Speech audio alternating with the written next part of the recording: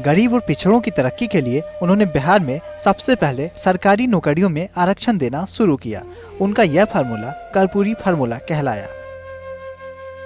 नौकरियों में 26% तक आरक्षण दिया गया। 3% महिलाओं के लिए आरक्षण था। सबसे बड़ी बात यह थी कि महिलाओं के आरक्षण में जाति की कोई बंदिश नहीं थी। यह कर्पूरी के सोच के व्यापक फलक को दिखलाता है। और जो कर्पूरी ठाकुर फार्मूला कहलाता है, 26% का आरक्षण का सिद्धांत स्वीकार हुआ, उन्हें कर्पूरी जी ने आम सहमति से सामाजिक न्याय और समरसता के लिए विभाजित किया। 20% रखा पिछड़ों के लिए, 12% पिछड़ों को, 8% पिछड़ों को, 3% गरीब सवर्णों को और 3% जो महिलाएं थी उनमें सब जातियों के लिए। और एक खासियत थी कर्पूरी ठाकुर की कि गरीबी को उन्होंने देखा था। हम ये मानते हैं कि कर्पूरी ठाकुर जी समाज समरसता चाहते थे, टकराव नहीं चाहते थे, झगड़ा नहीं चाहते थे, सहमति से परिवर्तन चाहते थे। कर्पूरी जानते थे कि गरीबी मिटाने के लिए भूमि सुधार बहुत जरूरी है। भूमि सुधार की दिशा में भी कर्पूरी ने कई महत्वपूर्ण कदम उठाए। कि कर्पूरी ठाकुर की सोच थी समानता की, बराबरी की और गैर बराबरी को समाप्त करने की, जमीन के बंटवारे की, खेतर मजदूरों के साथ न्याय होने की, दलितों और प्रताड़ित लोगों की प्रताड़ना समाप्त हो, नियोजन की, हिस्सेदारी की उनकी इच्छा थी कि समूह नौकरियों में आवे, रोजगारों में आवे, उद्योग में आवे। इसलिए उस एक सरजमीनी कार्यकर्ता के हिस्से से उन्होंने देखा था, आंका था समाज समस्याओं को। उन्होंने ऐसी सरकार में मुखिया की भूमिका निभाई जिसमें दक्षिण और वाम दोनों का समर्थन था। कर्पूरी ने स्कूल फी खत्म कर दी ताकि हर तबका शिक्षित हो सके। बिहार बोर्ड की परीक्षाओं में भी उन्होंने अंग्रेजी की अनिवार्यता खत्म कर दी।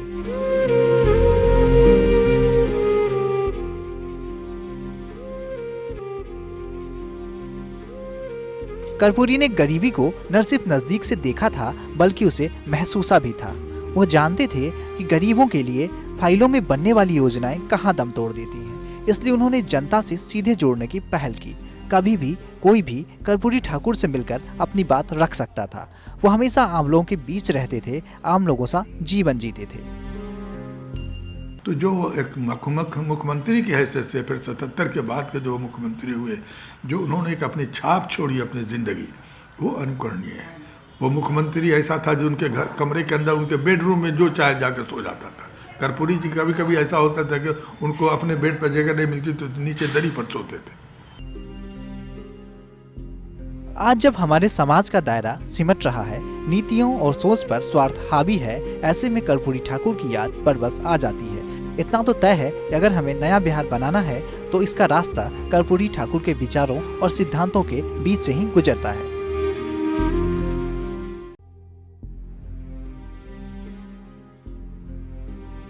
समय बदला तो समाज के विचारों में भी बदलाव आया। इसने जन की सोच बदली और जन ने जननायक को प्रोडक्ट बना दिया। उसे ला खड़ा किया बाजार में। उस बाजार में जहां कर्पूरी का नाम वोट के मोल बिकने लगा, उसके विचारों की अहमियत लोग भूल गए। समाज में समाजवादियों की एक मॉडर्न पीढ़ी खड़ी हो गई जिसके लिए समाजवाद बस अपने फायदे की चीज भर थी। यही लोग अब राजनीति का कद भी तय करने लगे और राजनीति के कद्दावर बन गए। वैसे उन लोगों ने भी इसमें कोई कोर कसर नहीं छोड़ी जो अपने को कर्पूरी के चेले समझते हैं। आज का नेता हेलीकॉप्टर का नेता है और कर्पूरी ठाकुर जो है साइकिल का नेता था। देखिए नहीं, ये तो राजनीति आज खुद ही राजनीति चौराहे पर है। कर्पूरी ठाकुर का क्या सवाल है? जो कोई भी पार्टी है, किसी पार्टी के अंदर तो अब इनर डेमोक्रेसी है नहीं।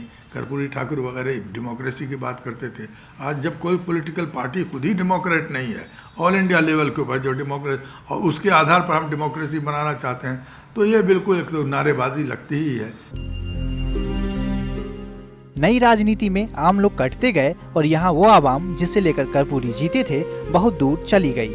वो बस भीड़ बनकर रह गई जो जुटती नहीं जुटाई जाती है। कर्पूरी के फार्मूले का भी यही हाल हुआ। इस फार्मूले में राजनेताओं ने जाति की कड़वी घुट्टी डाल दी।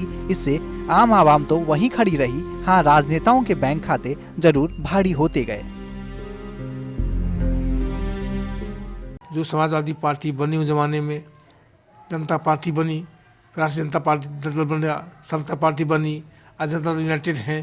ये सारी पार्टियां जो हैं वो इस कर्पूरी ठाकुर सिद्धांतों से अलग दिखती हैं। जो उनकी पदबद्धता वास्तव में गरीब के लिए, समाजवाद के लिए नहीं है। जिसके लिए समाजवादी आंदोलन चला था जयप्रकाश नारायण जी के नेतृत्व में, आसंद देव जी के नेतृत्व में, वह कर्पूरी ठाकुर नेतृत्व में, वह समाजवादी आंदोलन के माध्यम से ये सरकार उन कामों को नहीं कर पा रही है जो काम करना चाहिए। जननायक के समाजवाद को जन भूलती गई और उलझती गई वादों और दावों के जाल में।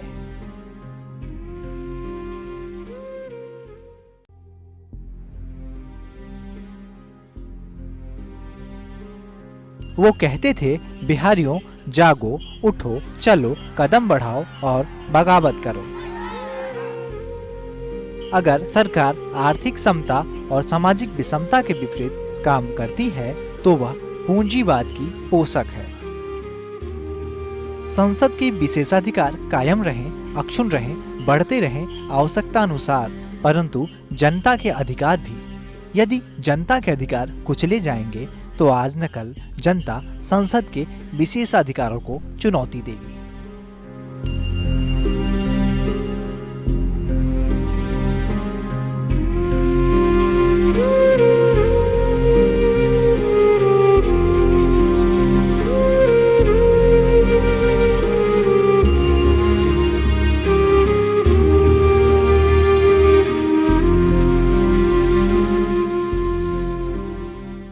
हमारे इस खास पेशकश में बस इतना ही। हमें दीजिए इजाजत। दर्ज पर खबरों का सिलसिला जारी है। नमस्कार।